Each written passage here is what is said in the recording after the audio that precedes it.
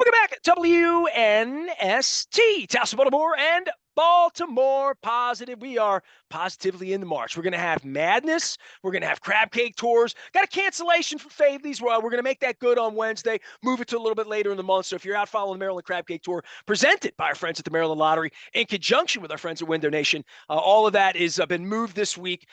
March Madness, St. Patrick's Day, all of that going on. I'm back on the beat and doing it in real time here on the back end of the combine, on the front end of what will be a Big Ten tournament where the Terps sort of stumble in a little bit. But really the big story with Lamar Jackson, as I bring in Luke Jones, of course, Baltimore Luke, and you can follow his work and reach him, Luke at WNST.net, old school, or old school branding and all that good stuff. Luke, this firestorm sent off by the National Football League in the middle of the combine that was meant to bang pots and pans at the bottom of the league for whatever your transgression might be, whether it's your training room or team morale or whether there's cockroaches in the facility or, whatever the deal is, right, around the league. This is a new thing, and this is a thing that was really, really illuminating in the castle. And, I've often said one of the reasons they don't hand a report card out to the media and say, how are we doing, is they don't really want to know. And especially with my report card, they didn't like mine at all, but mine was my report card. So if they ask all the players, how were things out there? I certainly have gotten all sorts of reports back in the day when the Trevor Prices were coming here and the Rod Woodsons, and we've talked about all of that built championships. Been 10 years since a championship, and this isn't Nestor and Chad Steele or how Luke likes John Harbaugh, or this is like an on-the-record, across-the-board thing done by the Players Association that's meant to spur improvement across the game, right? And the Ravens didn't do so well in some departments. Yeah, and not exactly shocking from the standpoint of it was just a couple weeks ago when the Ravens, in many people's minds, finally, and I emphasize the word finally, moved on from strength and conditioning coach Steve Saunders, and with last Wednesday, the NFLPA putting out their team report card. I didn't know you could get an F minus, right? I mean, it's kind of funny to think in terms of F plus or F minus. Let me give a little shout right? out to Drug City, where they still sell these pens that I love so much. But I want to do the Dean Werner, Wormer and Lutarski of 0.0.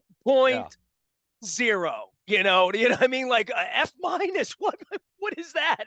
That's a new grading system. Well, and what's so illuminating about it and what's so alarming about it, when you're looking at grading systems, you always have to look at the entire picture, right? You need context. I mean, what does a C mean? What does a D mean? What does an F mean? Can I just interject that you were a school teacher? So I really want people to know that when it comes from you, it comes from authority when you're talking about how to give a grade, because you gave a lot of grades, man, to a lot of young people. I mean, I may have knew what I was talking about. That's debatable, but I think when you look at this, though, is you look at the report in its totality. And look, let's be very clear. You look at the Kansas City Chiefs, their cumulative grade, that wasn't very good. Yet they've won a couple Super Bowls, they've been to another. So you always have to keep all of this context in mind. Some facilities are just older, some teams are in transition. But when you look at the Ravens and specifically looking at the strength coaches, which is where that F minus grade originated, weight room and training room was the bottom half of the 32 teams. So to me, that was worth emphasizing. But I think what was so striking about this was when you look at the grades for the rest of the league, for the strength coaches specifically, they were, for the most part, very, very positive. It was really the Ravens and the Atlanta Falcons were the only teams that really got banged big time for their strength coaches or lack of quality for their strength coaches. So, you look at it through that lens and you see all these other teams and the grades for their strength coaches were A minus, B plus, B. I mean, that's an amazing thing when a young man comes in and can say, you're making me better. You're right. And I for as many people that came out and said you wrecked my career, that's I mean, that was a damning thing. That was the thing I think that really took me up to make me look at the report card more, is seeing the Quincy Attaboy Joe. I don't even know how to pronounce his name, out of Mississippi. Like, I That was remember pretty good, these by the way. guys. Attaboy Joe, right? Yeah, yeah, Right. yeah, right. So, well, I had Aya Bandejo. I had the Muli Talo. I've learned a lot in my football pronunciation and travels. But in all sincerity, um, I speak from the heart when I know what can be done with power and being there. And when you're in there and you're trying to move up the depth chart and you're trying to get a job, not get paid, but you're just trying to make it, you're trying to be noticed, and you get injured. And when it's all over with, there's a room full of people that say, I don't think they really did right by me. That's awful. I mean, that's where I got like, and this is the first we've talked about it, right? And Yeah. I'm just reading, and there's like, I have disgruntled employees, I mean, who were your coworkers at one point. Like, I mean, I get all of that, but to say you wreck my career, that that made me cough a little bit, and it worries me for all of them. It really does. Yeah, and this is where I struggle with this to a point. Now, I think what's become crystal clear is it is absolutely perplexing, mystifying, whatever adjective, adverb you want to use in thinking about this. Knowing what we knew about Steve Saunders as far as the violation of the COVID protocol in 2020 that coincided with the team-wide outbreak, the fact that he was suspended for a month, and we knew this, right? This was not new information that was brought to light 2.5 years later. And then to see the marks on the NFLPA report card, and as you pointed out, the number of former Ravens players to come forward in some varying capacities. And look, this ranges from Matt Judon even going back a year plus. His first year in New England, I believe it was tweeting some support towards Deshaun Elliott when he suffered his season-ending injury. There was a hashtag Fire Steve in the midst of a tweet. So you look at any one of these individuals in isolation. I want to be very clear here, Nestor. I think we do have to look at this objectively and say, okay, no matter the quality of your strength and quality, your strength and conditioning coach, your training staff, your facilities, all of your resources, injuries are inevitable, right? They're an unfortunate, inevitable part of the game. And unfortunately, but again, inevitably, they impact careers, and they impact careers quite frequently, whether you're talking about someone like a Dennis Pitta, who had his career cut short basically because of a devastating hip injury, or you're talking about rookie free agents, fringe guys on the roster who get hurt, and whether there's any wrongdoing or negligence or not, guys that are never going to get a fair shake because they get hurt and they were kind of on the fringe anyway. I mean, how So about we understand. Sergio Kindle? You know what I mean? Like, Right. literally, So right? so what I want to be clear about here before we talk about this and what it means for the organization moving forward is it is difficult to separate perception from reality. And I guarantee that you can find individuals from all 32 teams who were injured at some point in time over the last 5 or 6 years and harbor some, I don't want to say bitterness, because who am I to say that? I mean, you're talking about someone who had a dream and it wasn't fulfilled, and their health or lack thereof was a reason why. But I guarantee you could find individuals who weren't happy with a member of the coaching staff or a member of the training staff, whatever. So it does make it difficult to separate that perception that may not at all be based in reality. However, when you look at this situation and you look at the amount of smoke that's, I mean, billowing, right, in the wake of this, and there had been some of that before. I mentioned Matt Judon. Derek Wolfe had spoken about this. And look, I don't want to go individual by individual because, again, there's a perception versus reality thing that's always going to go on with these injuries, and wondering who dropped the ball, or who didn't do this, Well, what was wrong Eugene with this. Monroe came on with me, talking about his business, and said that he didn't feel like it was all honest. Yeah, and You look, know, you're going to find some of that, and like I said, you'll find some of that with every team. I have no doubt. and It's every just employer. Let me say that as no an question. employer, that's just the way it is. No question, no question. However, when you look at this, the high volume of players speaking out. And for me, it's not even so much about the Quincy Adeboyos or the Bam Bradleys going on Twitter, guys that were former rookie free agents get hurt and they never make it. They don't stick, right? They're out of the league now. For me, more so than even those individuals, and I'm not dismissing that, but that coupled with the private number of players who spoke out in this NFLPA report card, where you're talking about your strength coaches getting an F minus, when you're talking about your training staff and your weight room getting below average marks compared to the rest of the National Football League. It is illuminating. It is eye-opening in terms of what that means. And for me, I think what makes this even more fascinating is, okay, from a best case scenario, you're the Ravens and you say, all right, whether we were a year, 2 or 3 years late in doing this, we have moved on from Steve Saunders. And that's what they would tell you, right? That would be their public response to this. However, I think what's fascinating about this for me and what's going to be very interesting is understanding just how unpopular he was. It does really baffle you in terms of, or, I think I said unpopular, right? I'm going to make sure I didn't say popular. How unpopular he was, that they employed him for 2 additional seasons after what happened in 2020 with, the violation of the COVID protocol and the suspension and the team-wide outbreak. I think that just makes it one of those situations where you look at that and say, like, what's going on here? And that's where you ask, a John Harbaugh or an Eric DaCosta or, at Well, the he's time, Harbaugh's guy, right? Can I say that? I mean, He's yeah. Harbaugh's guy. I mean, let's face it. I mean, John Harbaugh, when they let go of Steve Saunders, they put out the release. That was the same day they announced the hiring of Willie Taggart as their running backs coach. Same day they announced that T. Martin was moving over to quarterbacks coach. So, they announced the reshuffling of their staff. They announced that Steve Saunders was no longer with the team. Harbaugh put out a statement that was very complimentary of him at that point. And even when he spoke at the Combine last week, just a few hours before that NFLPA report card came out, he talked with local reporters in Indy and was complimentary of Steve Saunders at that point. So, yeah, I mean, for lack of a better term, yes, exactly. But when you look at this kind of a toxic reaction to your strength coach, and knowing that there had been, the proverbial smoking gun that was full justification to get rid of him 2.5 years ago, that he stuck that long and was that unpopular.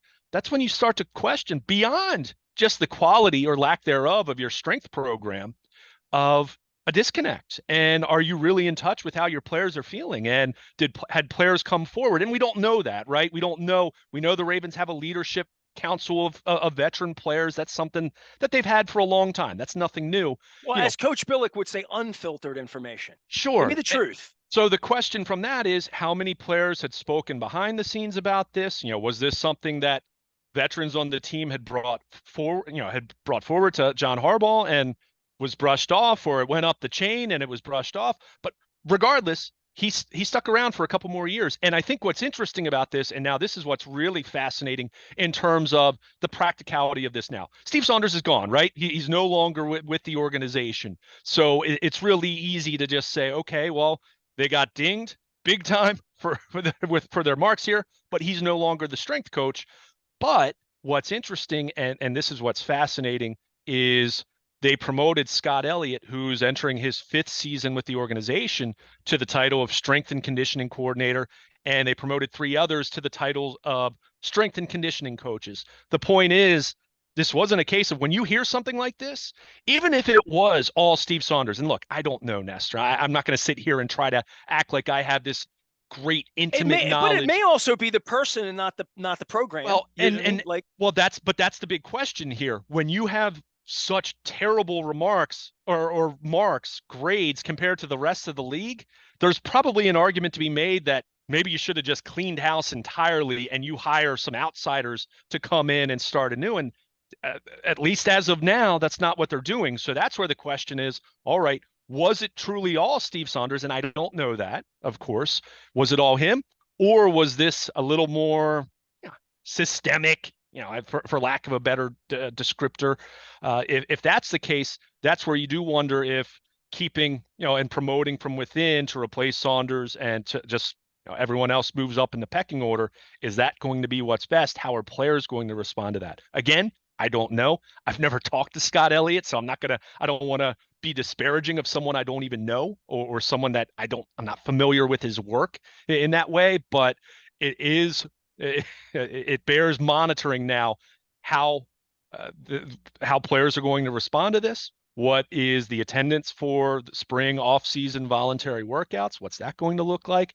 I mean, you're talking about, like we said, an F minus, and you look at the fact that I think the percentage was a league low 36% of Ravens players believe that they had an individualized plan for their strength and conditioning. It's not good, right? I mean, Well, I anyone, just wanted to whether you're say a this fitness too. buff or not. With these report cards, right, across the league, some of this to me is, if this is your first team and your only team and all you knew was Michigan, maybe going someplace where there isn't a great facility or it's not like that or Oklahoma, one of these football power, Alabama, Right. whatever, right? It could very well be a step down. I've heard Ravens players tell me Sure. that before they turn the Ravens locker room into the waiting lounge at O'Hare Airport, right? Like that, all that purple vibe and lighting and all that they've done Mhm. now. But I would say this: the Ravens have guys that have been places. You know what I mean? The Ravens routinely bring in some veteran players. They have some of their own, but when Mhm. you bring players in from other places, the Roquan Smiths come in and the Calais Campbells come in and the Marcus Peters come in and say, I've been there, I've been here, I've been here. This is good, that's bad. This coach is that. This is, I mean, they would all start to have favorites. And that should be worrisome to the Ravens that they got these low marks from guys that had seen it done differently in other places. Yeah, and that's where, again, any individual situation I'm taking with a grain of salt, because again, there's a perception versus reality here. Any player who suffered a season-ending injury, a career-ending injury, career-altering injury is probably the best way to put it. There's probably going to be some stigma, and there's going to be some harboring of frustration and wondering if everything was done correctly, everything was done to the fullest extent of strength coaches and trainers' efforts and all of that. So again, if it was one or two players, if this were a case where the Ravens had a C or a C minus, where you'd still say, hey, that's an area you should be better. There's no salary cap when it comes to your strength coaches and your facilities and your equipment and your sports science department and the kinesis vests that they wear. And look, the Ravens have so much of that, and the Ravens, even at different points over the last 10 years, I would say we're cutting edge in certain areas pertaining to that. But when you have such poor marks, when it is abundantly clear that your head strength and conditioning coach was not just unpopular, but wildly unpopular, that's where you just look at it and say, there's way too much smoke here to not recognize that there was an issue, there was a problem. And that's where you come back to and say, okay, this guy made headlines for all the wrong reasons in 2020 with the COVID protocols and what part that played in the team-wide outbreak. Again, I don't know with 100% certainty, but it coincided with it. So there you go. Again, there's a lot of smoke. So you keep looking at this and then you say, okay, he hung around for a couple more years. And even going back to 2021, a historically awful season from an injury standpoint, and he still made it another year. That's where you look at this and say, what exactly is going on? Why was this guy perceived to be such Teflon, right? I mean, it's just, that's where you wonder, and that's where you ask the question, is there a disconnect here? Is this a reflection of a culture that's maybe not what it once was? The questions have to be asked. Again, we're not talking about just a C minus, right? This was a case where 30 of the 32 teams in the NFL had very high marks for their strength coaches. And that's not even to say that all of them are all outstanding, perfect strength coaches, but it just speaks to what had to be some very toxic feeling from so many players. And let's be clear, if this were a case where a select group of individuals had that much of an agenda, there would have been at least a few players maybe going to social media and saying, that wasn't my experience. As far as I'm concerned, and look, I can't say that I've tracked every single player's social media in the days after this, but I can't find an example of anyone going out of their way to defend Steve Saunders. And even a few players just kind of said, I was staying out of that one. I saw Tyus Bowser and Marlon Humphrey, for example. So if the most you're getting is players abstaining from public comment, that probably speaks volumes to just how undesirable that situation was from the player's perspective. And again, that's where you come back to, where was the Ravens brass here? Why was this lingering as long as it did? And again, that's where you ask, if that's an issue, then what else could be a potential disconnect or a potential culture issue? And let's be clear, in fairness, a number of players also said that, and including a couple of the players who spoke out, Quincy Attaboy being one of them, they still were complimentary of John Harbaugh. So that was that makes you, interpret that as, yeah, maybe he was a John Harbaugh guy, and ultimately coaching staff, John Harbaugh is responsible for that. Whether we're talking about the offense coordinator or you are talking about the strength coach or individuals of that nature, but you just look at it and say, wow, this really doesn't add up that this guy stuck around as long as he did, considering you had the COVID thing going back to 2020 and you had the 2021 injury plague season. So again, how much of it is perception versus reality? It's impossible to really know that, but it's clear there was a significant amount of reality here in terms of players not being happy, players not seeing, what they felt was a standard in the organization that was high enough, and they've moved on now. Okay, but it's going to be fascinating to see how players respond to Scott Elliott and these other strength coaches who are remaining, albeit in different job titles and responsibilities now.